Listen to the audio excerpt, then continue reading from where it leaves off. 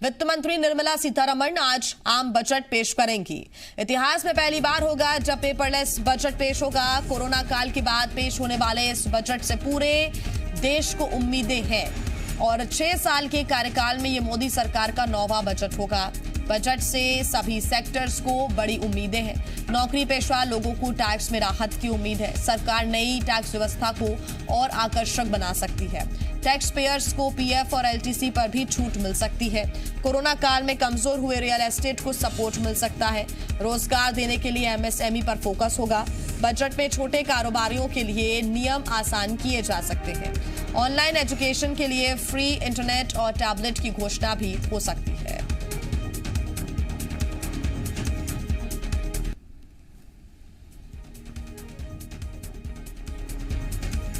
तो आज देश का बही खाता पेश होगा। कैसा होगा कुछ घंटे बाद ये पता चलेगा। निर्मला सीतारमण आज बजट पेश करेंगी। आम बजट ये पेश होने जा रहा है और ये 8 तस्वीरें आपको हम दिखा रहे हैं जब बजट पेश किया गया। और 2014 से 2018 तक की ये तस्वीरें अभी आपको दिखा रहे हैं जब अरुण जेटली ने बजट पेश किया था। उसके बाद पीयूष गोयल और फिर 2 बार से निर्मला सीतारमण बजट पेश कर रही हैं। और ये तस्वीरें आपके सामने। और बजट से हर बार सभी को काफ़ी उम्मीदें होती हैं। जो आर्थिक सलाहकार हैं उनका ये कहना है कि वाकई इस बार का बजट खास होने जा रहा है। और कौन से सेक्टर्स में फायदा हो सकता है, क्या संकेत मिले हैं आर्थिक सर्वे से, वो भी आपको हम बता देते हैं। स्वास्थ्य सेवाओं पर फोकस किया जा सकता है। जीडीपी का 2.5 से 3% तक खर्च करने की वकालत की गई है इस आर्थिक सर्वे के अनुसार। जो समझ आ रहा है स्वास्थ्य पर भारत के लोग दुनिया में सबसे ज्यादा खर्च करते हैं। तो वहीं कृषि की अगर हम बात करें तो नई कृषि कानूनों से 85% किसानों को फायदा होगा। जीडीपी में कृषि की हिस्सेदारी 17.8% से बढ़कर 19.9% होने की उम्मीद है। तो वहीं अगर हम रक्षा के क्षेत्र में बात करें तो रक्षा के क्षेत्र में इस बार काफी फोकस है, क्योंकि चीन की तरफ से लद्दाख में मोर्चा खुलने के बाद भारत की चुनौतियां बढ़ गई है। रणनीतिक और कूटनीतिक दोनों स्तरों पर ये चुनौतियां बढ़ी हैं। लिहाजा इस बार इस बजट में रक्षा बजट में बढ़ोतरी की गई है और बढ़ोतरी का अनुमान है कि यहां पर ज्यादा फोकस किया जा सकता है। शिक्षा के क्षेत्र में फोकस होगा। लोगों की मांग है कि बजट में ऑनलाइन शिक्षा को बढ़ावा मिले, जिससे हर वर्ग के लोग बेहतर शिक्षा प्राप्त कर सके। इंफ्रास्ट्रक्चर की बात करें तो जुगाड़ के बजाय अब R&D पर बड़ा निवेश करना जरूरी माना जा रहा है। तो वहीं ग्रामीण विकास की बात करें तो मोदी सरकार की प्राथमिकता है ग्रामीण विकास और इसमें भी बड़े ऐलान संभव है।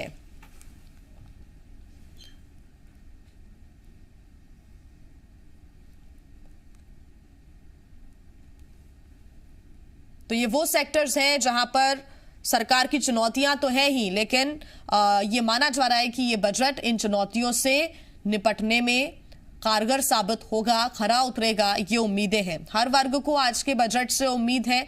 आम बजट आज निर्मला सीतारमण पेश करने जा रही हैं। हालांकि जो आर्थिक सर्वेक्षण 29 तारीख को पेश किया गया उसके हिसाब से ऐसे संकेत मिल रहे हैं कि रोजगार के लिए एक बड़ा ऐलान हो सकता है। विकास दर, फ्री वैक्सीनेशन को लेकर बड़े आर्थिक सुधारों की संभावना है। सब्सिडी घटाना, ये तमाम जो बातें हैं ये फोकस में रहेंगी।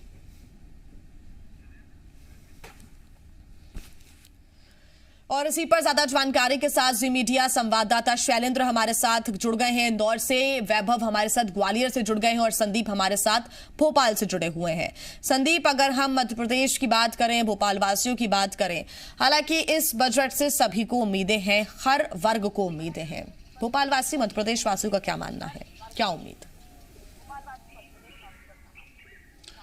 देखिए, मध्य प्रदेश के लोगों को उम्मीद है और यहाँ के कर्ता धर्ता नीति निर्धारकों को भी उम्मीद है कि मध्य प्रदेश को, देश के साथ में मध्य प्रदेश को भी कुछ नई स्कीम्स का फ़ायदा मिल सकता है। मसलन इनकम टैक्स स्लैब में रियायत मिल सकती है, क्योंकि पिछले दिनों में जिस तरह से रोज़गार प्रभावित हुआ है, आमदनी प्रभावित हुई है और लोगों की जेबें हल्की हुई हैं। तो ऐसे में राहत देने के लिए इनकम टैक्स स्लैब में बदलाव लाकर राहत दी जा सकती है। दूसरी अहम बात यह है कि मध्य प्रदेश में अफोर्डेबल हाउस स्कीम जो चल रही है केंद्र की योजना के तहत, तो इस स्कीम को 31 मार्च तक खत्म होना है। लेकिन अभी बहुत सारे लोग ऐसे हैं जिनको अफोर्डेबल हाउस की ज़रूरत है, तो ऐसे में ये स्कीम आगे बढ़ेगी, कुछ और लोगों को इसका फ़ायदा मिल पाएगा, इस बात की भी उम्मीद है। जहाँ तक रेल की बात करें, ट्रेनों की सुविधाओं के मद्देनज़र मध्य प्रदेश में अभी बहुत सारी और ट्रेनों की दरकार है, जिसकी डिमांड यहाँ से भेजी गई है। उम्मीद है कि निर्मला सीतारमण आज अपने बजट में नई रेल सुविधाएं, इंटरनेशनल एयरपोर्ट्स और तीसरी लाइन जो जो दिल्ली से लेकर इटारसी तक शुरू हुई है, उसमें अभी मंडीदीप से इटारसी तक का काम बाकी रह गया है, इसको और आगे बढ़ाया जा सकता है ताकि ट्रेनें तेज रफ्तार दौड़ेंगी और जो दूरियां स्टेशनों के बीच में है वो कम होंगी। तो बहुत सारी उम्मीदें मध्य प्रदेश के लोग लेकर है। रोजगार के साधन बढ़ाए जाने को लेकर आत्मनिर्भर भारत के मद्देनजर मध्य प्रदेश में कुछ नई ऐसी स्कीम्स आए जिसमें लोग रोजगार की तरफ बढ़ सके, स्वरोजगार की तरफ बढ़ सके, बैंकों के लोन उनको आसानी से मिल सके। बहुत सारी स्कीम्स की दरकार है। बहुत उम्मीद की नज़र से निर्मला सीतारमण के इस बजट को देखा जा रहा है। उम्मीद है मध्य प्रदेश की जो ज़रूरतें हैं वो इस बजट में पूरी हो पाएंगी। बिल्कुल देखना होगा। शैलेंद्र भी हमारे साथ इंदौर से जुड़े हुए हैं। शैलेंद्र, वहां के लोगों का क्या कहना है, क्या उम्मीदें हैं, और सबसे ज्यादा अगर हम बात करें तो आत्मनिर्भर भारत को लेकर फोकस रहेगा, और इंदौर को या फिर पूरे मध्य प्रदेश को क्या मिलता है इस पर भी नजर बनी रहेगी। इंदौर को आर्थिक राजधानी कहा जाता है और यहाँ पर सबसे अधिक उम्मीदें अगर किसी को हैं तो वो है व्यापारी वर्ग, क्योंकि जिस तरीके से हम लगातार उनसे जब बात कर रहे हैं तो वो कह रहे हैं कि कोरोना के संक्रमण काल में अधिकांश जो कारखाने हैं वो बंद रहे थे और ऐसे में कहीं ना कहीं उनको काफ़ी लॉस हुआ है और उन्हें उम्मीदें हैं कि इस बार के जो केंद्र का आम बजट आ रहा है उसमें उनके लिए कुछ राहत के पैकेज की जो है वो घोषणा की जाएगी। जिस तरीके से उन्होंने कहा कि जीएसटी स्लैब को थोड़ा सा कम किया जाए और उसको सरलीकरण किया जाए ताकि उनको आसानी रहे। इसके अलावा जो बीच में पूरी तरीके से जब लॉकडाउन रहा तो उनका उद्योग धंधे बंद रहे तो उसके लिए कुछ राहत पैकेज या जिन लोगों ने लोन ले रखे थे उनको किसी तरह की कोई रियायतें मिल पाएं, और उसके अलावा जो लोग नए उद्योग धंधे स्थापित करना चाहते हैं तो उनके लिए आत्मनिर्भर भारत मेक इन इंडिया के तहत कुछ अच्छी जो है योजनाएं लाई जाएं ताकि वह अपने नए स्टार्टअप को काम कर सकें। इसके अलावा अगर बात करें तो रेल लाइन की, जिस तरह के संदीप जी भी बता रहे थे कि रेल लाइन की इंदौर को भी बहुत आवश्यकता है। हालांकि अभी उतनी ट्रेनें नहीं है जितनी की आवश्यकता है। हालांकि अभी हाल ही में मध्य प्रदेश के मुख्यमंत्री ने इंटरनेशनल कार्गो का यहाँ जरूर उद्घाटन किया था तो उससे भी कहीं ना कहीं उनको लाभ मिला, क्योंकि यहाँ का जो सामान बनता है, जो प्रोडक्ट्स हैं वो दूसरे देशों में भेजे जाते हैं तो दूसरे देशों और दूसरे प्रदेशों से कनेक्टिविटी बेहतर हो सके, माल जो है वो आसानी से वहाँ पहुँचाया जा सके और रॉ मटेरियल वहाँ से मंगाया जा सके ताकि कॉस्टिंग जो है वो उनके लिए कम पड़े और प्रोडक्शन उनका बढ़ सके। तो ये अगर बात करें तो ये उद्योग के लोगों की है। इसके अलावा अगर आम लोगों की बात करें, जिस तरीके से लगातार 4 बार इंदौर साफ सफाई में नंबर बन रहा है और अब ये माना जा रहा है कि इसको मेट्रोपॉलिटन सिटी में शामिल किया जाएगा, तो जब इसमें शामिल किया जाएगा तो कहीं ना कहीं कुछ विकास के लिए कुछ ज्यादा पैकेज मिले। अभी जिस तरीके से लंबे समय से मेट्रो का काम यहाँ बंद पड़ा था, अभी शुरू हुआ है लेकिन उसके लिए और आर्थिक मदद की आवश्यकता है कहीं ना कहीं सरकार से। तो उम्मीद है कि इस बजट में उनके रेल के लिए भी कुछ बजट आएगा। और हाल ही में जिस तरीके से मध्य प्रदेश के मुख्यमंत्री ने यहाँ केबल कार चलाने की बात कही थी तो बढ़ते हुए ट्रैफिक का दबाव कम करने के लिए कुछ पैसा जो है उस फंड में अगर आता है तो आने वाले समय में यहाँ केबल कार और मेट्रो का काम जो है वो तेज गति से होगा और यहाँ का जो लोकल का अगर बात करें कन्वेंस में उसमें लोगों को राहत मिलेगी। वहीं अगर दूसरे तरफ जाएं हम तो किसानों को बहुत ज़्यादा उम्मीदें हैं, क्योंकि जिस तरीके से लगातार जो है हालांकि कृषि कानून बिल लाया गया और उसमें ये माना जा रहा है कि आने वाले समय में जब ये कानून पूरी तरीके से लागू हो जाएगा तो उसके बाद जो है वो किसानों को लाभ होगा। लेकिन फिर भी किसान जो है तमाम तरह की सुविधाएं चाहते हैं, सस्ते उनको चाहे बीज की बात करें, खाद की बात है वो मिले। इसके अलावा सिंचाई का रकबा जो है वो बढ़ाया जाए, क्योंकि बहुत सारे इलाके ऐसे भी हैं जहां जो कृषि जो वर्षा आधारित कृषि पर निर्भर करते हैं। तो ऐसे में यदि नहरों का जाल अगर बिछा दिया जाएगा तो कहीं ना कहीं उनको भी राहत मिलेगी। और सबसे महत्वपूर्ण बात, निर्मला सीतारमण एक महिला और तो यहाँ की महिलाओं को बहुत उम्मीद है। जिस तरीके से घरेलू गैस की बात करें या दूसरे खान पान के सामानों की बात करें, जो वृद्धि हुई है उससे कहीं ना कहीं किचन का जो बजट है वो गड़बड़ा गया है। यहाँ उम्मीद है कि निर्मला सीतारमण जो है घरेलू उत्पादों का ध्यान रखेगी और कहीं ना कहीं उनको भी एक बड़ी राहत इस बजट में मिल पाएगी। जी बिल्कुल, तो बहुत उम्मीदें हैं, हर वर्ग को बहुत उम्मीदें हैं, इंदौर वासियों को काफी उम्मीदें हैं कि उनकी झोली में आखिर क्या गिरता है बजट पेश होने के बाद, ये देखना होगा। वैभव भी हमारे साथ लगातार जुड़े हुए हैं। ग्वालियर से। वैभव, यहाँ के लोगों की क्या उम्मीदें नजर आती हैं बजट से? हालांकि जो आर्थिक सर्वेक्षण सामने आया 29 तारीख को, उससे अगर अनुमान लगाएं तो हर सेक्टर को कुछ ना कुछ मिलने जा रहा है। ग्वालियर की बात करें तो यहाँ के लोगों की क्या उम्मीद नजर आती है फिलहाल? बिल्कुल जी, देखिए ग्वालियर चंबल वो इलाका है जहाँ से सबसे ज़्यादा अधिक अगर किसान के बाद दूसरे हैं व्यापारी। तो कहीं ना कहीं देखिए किसान और व्यापारी दोनों ही इस बजट से उम्मीद लगाए बैठे हैं कि उन्हें क्या कुछ मिलने वाला है। देखिए किसानी की अगर हम बात करें तो इस समय सबसे ज़्यादा प्रभाव अगर किसानों को है तो पेट्रोल और डीजल। तो कहीं ना कहीं ये उम्मीद बड़ी है कि इस बार पेट्रोल और डीजल के जो दाम हैं उनमें कुछ रियायत मिलेगी, क्योंकि देखिए किसान ट्रैक्टर चलाता है और ट्रैक्टर में बड़ी मात्रा में कहें कि हज़ारों लीटर पेट्रोल और डीजल की खपत होती है। तो ऐसे में कहीं ना कहीं किसान ये मान के बैठा है। दूसरी तरफ देखिए व्यापारी जो हैं ग्वालियर के इलाकों में जाते हैं तो वह यह चाहते हैं कि जो रेल की व्यवस्था है खासतौर पर सुदृढ़ हो। और देखिए इस समय रेलवे स्टेशन पर ही मौजूद हूँ।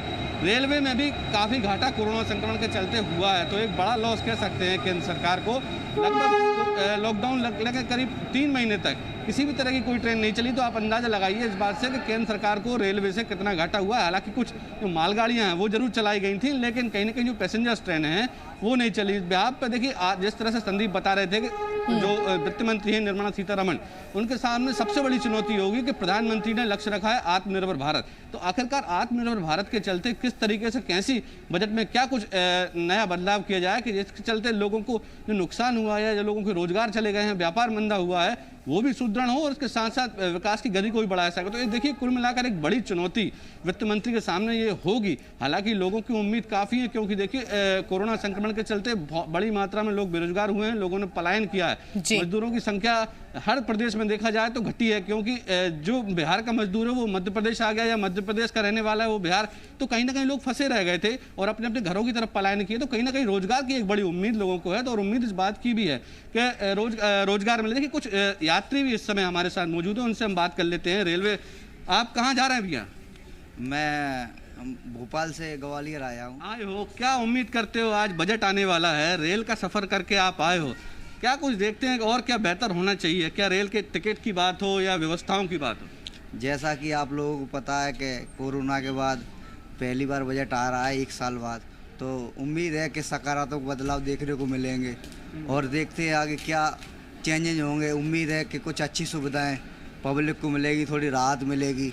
अभी महंगाई बहुत थी और पब्लिक बहुत परेशान है। देखते हैं इस नए बजट में लोगों को क्या राहत मिलती है। बिल्कुल, देखिए पब्लिक परेशान है। भाई साहब, आप क्या करते हैं वैसे? मैं टीचर हूँ शासकीय गवर्नमेंट में। अच्छा, आप क्या उम्मीद लगाए बैठे हैं? ये जो रेलवे से आप सफ़र करके आ रहे हैं, रेलवे की बजट कर लें। मैं तो ये कहता हूँ कि शासन ने जो ठेके पर ट्रेन को दे रखा है उससे आम लोगों को बहुत ज़्यादा परेशानी है, क्योंकि आम लोगों का यही था सफ़र कि मध्य पैसों में अपना सफ़र हो जाता था पूरा।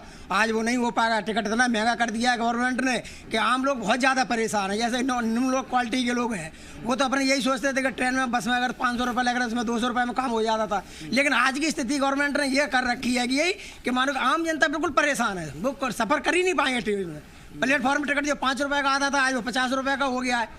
तो जो भी कुछ कर रही है शासन बहुत गलत कर रही है, आम जनता के लिए बहुत ज़्यादा मान लो बहुत कठिनाई की बात है। इसलिए मैं शासन से उम्मीद करता हूँ कि वो आम जनता के लिए बहुत ज़्यादा सोचे, क्योंकि जनता का ही पैसा है, उसी से शासन चलता है, प्रशासन चलता है। इसलिए हम उम्मीद करेंगे शासन से कि आम जनता के लिए कुछ अच्छा बजट लेके आए जिससे जनता को परेशानी का सामना न करना पड़े। बिल्कुल, अच्छी बात है। आप कुछ कहना चाह रहे थे, क्या कहना चाह रहे हैं? मैं ये कहना चाहता हूँ कि बजट में गरीबों को विशेष तौर पर ध्यान रखा जाए, मजदूरों का ध्यान रखा जाए, क्योंकि ये कहीं ना कहीं समाज की मुख्य धारा से हाशिए पर हैं। और जिस प्रकार से लगातार महंगाई बढ़ रही है, कहीं ना कहीं इसमें गरीबों का, मजदूरों का बुरा हाल होने वाला है। बिल्कुल वैभव, तो ये कह सकते हैं कि जो भी परेशानियां इस कोरोना काल में आई हैं उसके बाद एक सकारात्मक उम्मीद जरूर है और वो पूरी होगी, ये भी उम्मीद लोगों में नजर आती है। और जो भी परेशानियों का सामना अभी यात्री कर रहे हैं या फिर व्यापारी कर रहे हैं या फिर किसान कर रहे हैं, उनकी परेशानियां दूर होंगी इस बजट से, ये उम्मीद उनको जरूर है।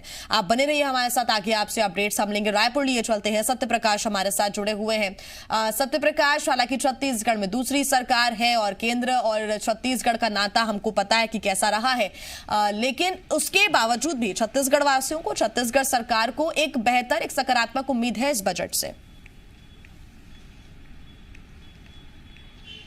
बिल्कुल, देखिए उम्मीदें बहुत सारी है क्योंकि कोरोना काल के बाद पहला बजट है और अर्थव्यवस्था उभरने की कोशिश में है। ऐसे में उम्मीदें हर सेक्टर के लोगों को है कि ये बजट उम्मीदों पे खरा उतरने वाला बजट होगा। अभी मैं मौजूद हूँ गांधी उद्यान में और गांधी उद्यान में काफी चहल पहल रहती है। हालांकि आज ठंड बहुत ज्यादा है, रात का तापमान सीधे परसों की अपेक्षा कल रात को 4 डिग्री से ज्यादा गिरा है और ऐसे में ठंड की वजह से सुबह जो पार्क हैं, जो गार्डन है, वहाँ भीड़ कम देखी जा रही है। बावजूद इसके कई सारे लोग यहाँ पे हैं, हम उनसे बात करेंगे। बच्चे भी खेलने हैं, कई सारे वरिष्ठ नागरिक भी यहाँ पे हैं, हम इनसे बात करते हैं। सर, आज बजट आने वाला है, क्या लगता है बजट को लेकर? क्या कुछ लग रहा है आपको, क्या कुछ होप है? भाई देखिए, होप तो अपने को बहुत है। अब सरकार क्या करेगी क्या नहीं करेगी, पर हम चाहते हैं जो कोरोना काल में जो प्रभावित हुए हैं, बेरोजगार हुए हैं, जिनका कि छोटे मोटे मैंने अधिकतर बेरोजगार, दूसरा व्यवसाय, छोटे व्यवसायी, बड़े व्यवसायी तो अभी स्टेब्लिश हो गए हैं, उनको सरकार ने बहुत कुछ पैकेज दिया है। हम चाहते हैं कि बेरोजगारों को बेरोजगार मिले, जिनको फैक्ट्री वालों ने नौकरी से निकाला है उनको वापस ले, और छोटे व्यवसायी जैसे ठेले वाले हैं, छोटे मोटे काम करने वाले हैं, जिनकी दुकानें बंद हो गई हैं, उनको भी कुछ राहत दे। और इनकम टैक्स में भी अच्छी छूट मिलनी चाहिए। क्या है कि आजकल 5 लाख रुपए में इनकम टैक्स छूट में, वैसे तो हर महीने जो मिडिल क्लास वाले हैं, लोअर क्लास तो अपना बेचारे काम चला लेते हैं, पर मिडिल क्लास वाले इफेक्टेड होते हैं। हाई क्लास वाले, हायर क्लास वाले तो अपना कोई बात, मैंने उनको कोई परवाह नहीं है, परंतु मिडिल क्लास वालों के लिए इनकम टैक्स में भी छूट मिलनी चाहिए। सर, आपको क्या लगता है किस कोर सेक्टर पे ज्यादा फोकस होना चाहिए? क्योंकि स्वास्थ्य के क्षेत्र में, शिक्षा के क्षेत्र में, शिक्षा में नई नीति, नई तकनीक, जैसे ऑनलाइन शिक्षा, ऐसी जो तमाम चीजें हैं। स्वास्थ्य के क्षेत्र में बहुत कुछ होना चाहिए। स्वास्थ्य जो है आजकल आप एक पैकेज दे दिए हो कि मैंने आयुष्मान में ही आपका इलाज होगा, सिर्फ सरकारी हॉस्पिटलों में ही इलाज होगा, परंतु मैं समझता हूँ सरकारी हॉस्पिटल में जब तक आप कोई अप्रोच नहीं है, ठीक से इलाज नहीं हो सकता है। इसलिए उसको प्राइवेट हॉस्पिटल में भी कड़ाई के साथ उसका पालन करवाना चाहिए और वहाँ भी होना चाहिए। एक पैकेज देना चाहिए कि भाई इतने तक छूट हो। आपको लगाम कसना चाहिए डॉक्टरों पे, उनके जो बिल है उन पे, परंतु सिर्फ सरकारी हॉस्पिटल पे ही आप डिपेंड नहीं रह सकते। आते हैं सर, हम फिर आपसे आते हैं। क्या होप सर लगता है आज बजट, सेंट्रल बजट आने वाली है और महत्वपूर्ण ये है कि इस कोरोना काल के बाद बजट है, अर्थव्यवस्था को सुधारने वाला बजट हो सकता है, क्या कुछ उम्मीदें लग रही है? वैसे हमारा वर्ष 2020 बड़ी विषम परिस्थितियों में गुजरा है, तो आम जनता को तो यही उम्मीद रहती है कि बजट में जो भी हो अच्छा हो, और हम ये उम्मीद करते हैं कि कुछ अच्छा ही होगा। जैसे मोदी जी ये भी काम कर रहे हैं और जैसे उन्होंने इन परिस्थितियों का सामना किया और भारत का नाम पूरे विश्व में रोशन किया अपने क्रियाकलापों के वजह से, इससे हमें उम्मीद तो है कि जो होगा अच्छा होगा। क्या लगता है सर, कुछ होप है बजट को लेकर? सर आप बताएं। बजट को लेकर तो सारी उम्मीदें हैं कि अच्छे बजट आए, क्योंकि कोरोना का माहौल है, गवर्नमेंट भी जानती है। इसको पूर्णतः सामान्य वर्गों को ध्यान में रखते हुए ये बजट काफ़ी आसान होना चाहिए, काफ़ी रिलेटिव होना चाहिए। टैक्स में भी कुछ छूट वगैरह का ऐसा भी कुछ? हाँ, टैक्स का भी तो ध्यान रखते हुए, सामान्य वर्गों को ध्यान में रखते हुए यह बजट आना चाहिए। सर, ओल्ड एज पर्सन जो है उनके लिए कुछ आपको लगता है कि होना चाहिए? आयुष्मान कार्ड भी नहीं चल रहा है। हाँ, अब उसमें नहीं कर रहे हैं, तो उनको आप जाके बोलो भाई आयुष्मान कार्ड। आपकी बात पहुंच रही है सर, आपकी बात जी मध्य प्रदेश छत्तीसगढ़ के जरिए पहुंच रही है। अच्छा, जी के जरिए में दिख रहा है लाइव, तो आप अपनी बात रख सकते हैं, अपनी बात पहुंचा सकते हैं हमारे जरिए। आपको क्या लगता है कि हेल्थ सेक्टर में क्या कुछ होना चाहिए? और जो इन्होंने भाई साहब ने बोला ना कि प्राइवेट में भी इसको बिल्कुल सख्ती से करो कि भाई जो मरीज आता है उसका ध्यान दो, लेकिन प्राइवेट में करते नहीं है और आज के गवर्नमेंट भी नहीं कर रही है। बताओ, मैं कल गया था तो मैं बोला भाई मेरे आयुष्मान कार्ड है, मेरे पैसे क्यों ले रहे हो? बोलने लगेगा। हेल्थ सेक्टर में बहुत सुधार की जरूरत आपको लगती है? बहुत सुधार होना चाहिए। और एक चीज और है, जैसे कि बीपीएल कार्ड जैसे होता है उसमें 5 लाख छूट है और कॉमन के लिए 50,000, तो ये कोई तरीका थोड़ी है भाई। 5 लाख सामान्य वर्ग में भी, सामान्य वर्ग को भी कम 2.5 लाख तो मिलना चाहिए। सर ये बड़ा इन्होंने रिलेवेंट इशू ये कहीं ना कहीं उठाया है, क्या लगता है इस तरफ किस तरह का ध्यान देना चाहिए? नहीं, इन्होंने कहा है ना बीपीएल, देखिए आदमी को स्वास्थ्य में तो पूरी तरह से लोगों को सामान्य व्यवहार करना चाहिए। एक गरीब व्यक्ति हो, चाहे पिछड़ा वर्ग हो, चाहे अनुसूचित जाति का हो, चाहे समान वर्ग का हो, व्यक्ति तो व्यक्ति होता है। आदमी को ये जो है सिर्फ निर्धन मैंने जिनकी जो पैकेज है, जो तनख्वाह है, उस हिसाब से उनको ट्रीट करना चाहिए। ये नहीं कि आप पैसे वाले हैं, गरीब हैं तो उनको दो, सामान्य वर्ग अगर गरीब है उसको नहीं दो, नहीं होना चाहिए। सबको समान में ट्रीट होना चाहिए। सर जो सीनियर सिटीजन है या जो रिटायर कर्मचारी हैं, अधिकारी हैं, उन पे कुछ विशेष फोकस बजट में बहुत ज्यादा दिखाई देता हुआ नजर नहीं आता है। कई बार ऐसा होता है, इस बार कुछ होप लगता है ऐसा क्या? हाँ, ये तो अपन लोग सोचते हैं, हम भी सरकारी कर्मचारी हैं और रिटायर हुए हैं विद्युत मंडल से, तो अपन ये विचार करते हैं, सोचते हैं खासकर इनकम टैक्स में तो रिबेट मिलना चाहिए, है ना, जो काफ़ी लंबे समय से जो छूट का प्रावधान नहीं हुआ है और स्लैब वही है पुराना, तो उसमें छूट मिलना चाहिए, है ना। और महंगाई का स्तर भी बढ़ रहा है और दुनिया भर में हम टैक्स तो देते ही हैं और सरकारी कर्मचारी तो पूरा 1 नंबर में देता है बेचारा, है ना, उसका तो कोई वो है नहीं, तो छूट का वो तो मिलना ही चाहिए, तो उसमें कोई बात ही नहीं है। ये मुद्दा है। देखिए भाई साहब, क्या है, महंगाई तो ऐसा है कि घटती बढ़ती रहती है, वो हमारे बस की भी नहीं है, आपके बस की भी नहीं है, सरकार के बस की भी नहीं है।